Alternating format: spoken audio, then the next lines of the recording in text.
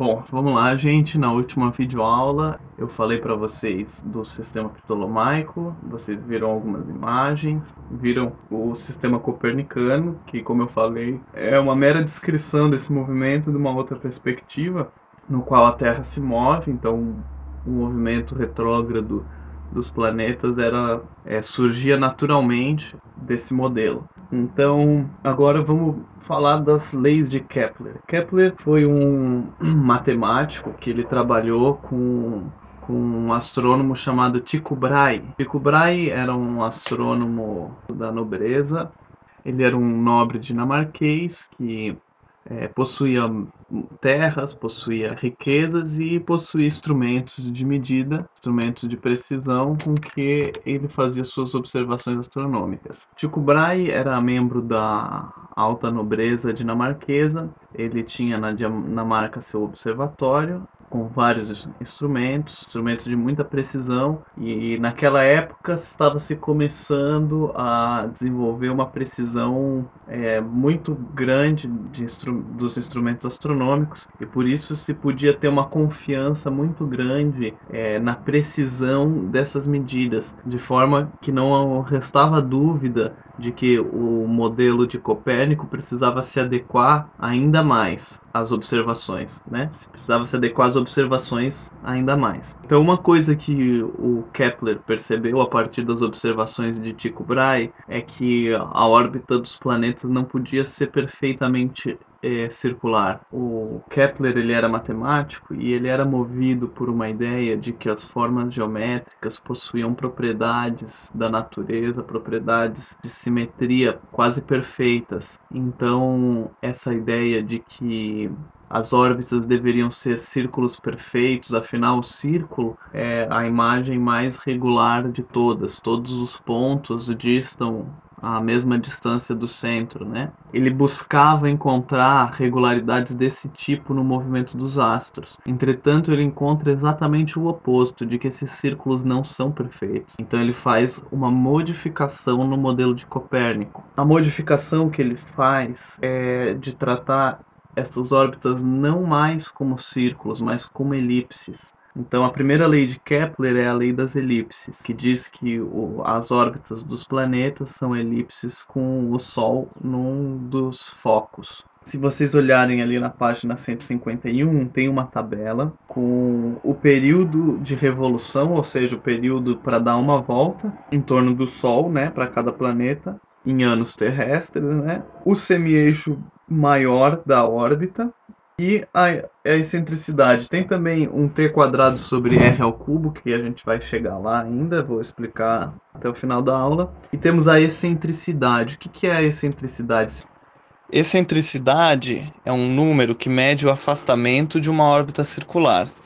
Então, se a excentricidade é igual a zero, nós temos uma órbita circular, ou seja, um círculo perfeito. Mas se a excentricidade é igual a 1, significa que nós estamos o mais distante possível de um círculo perfeito.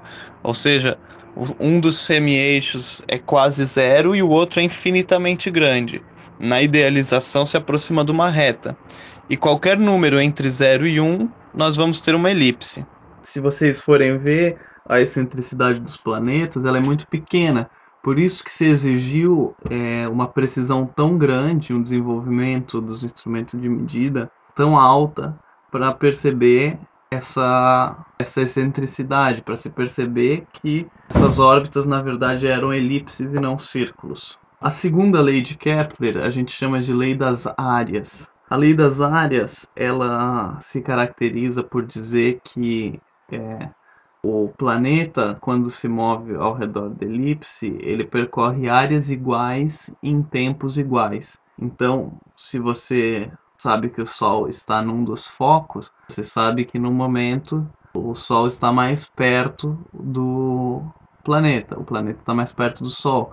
Esse momento nós chamamos de periélio, é o momento em que o planeta está mais perto do Sol. E da mesma maneira existe o afélio, que é o momento em que o planeta está mais distante do Sol. Se o planeta percorre áreas iguais em tempos iguais, então, quanto ele está mais perto do Sol, ele tem que andar muito mais para descrever a mesma área de quando ele está longe do Sol. Estão vendo aí na imagem, As áreas que eu digo são as áreas do desenho mesmo, essa vista de cima, tá? Finalmente, a terceira lei de Kepler, que é quando a gente chega naquela expressão da tabela, E² dividido por R³. Se você olhar ali na tabela, vai ver que esses valores giram em torno de 1, mas não são exatamente 1 para todos os planetas. Com a precisão que Kepler tinha, ele conseguiu ver que esses valores eram o mesmo. Aqui hoje a gente consegue ver com uma precisão maior e ver que tem um desvio, um pequeno desvio, mas tem um desvio. Kepler não pôde ver. Qual que é a terceira lei de Kepler? É a lei dos períodos. Ele diz que o quadrado dos períodos dividido pelo cubo do semi-eixo maior é uma constante para todos os planetas. Então, aqui a gente fecha essa etapa da história da astronomia, que corresponde ao desenvolvimento de uma cinemática celestial. Vou colocar aqui entre aspas. Agora nós vamos para a dinâmica. Por que esses corpos se movem?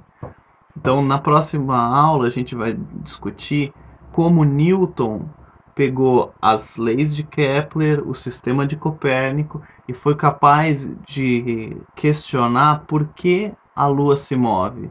E a gente vai usar aqueles cálculos que a gente usou das leis de Newton, envolvendo gravidade, para criar uma lei da gravitação universal, tentar entender como a Lua se move em torno da Terra. O único princípio que o Newton usou é que o movimento da Lua em torno da Terra tem a mesma causa que o movimento das maçãs ao cair de uma árvore, ação da gravidade. Então é isso. Até a próxima. Bons estudos.